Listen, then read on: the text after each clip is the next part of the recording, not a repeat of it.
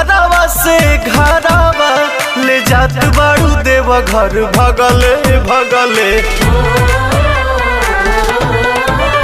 अरे ओही बिना आँख लली आइल बा बनाइए के छोड़ा पगले पगले।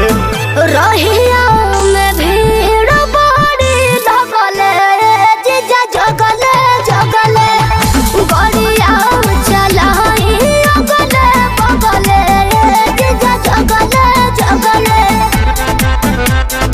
जगले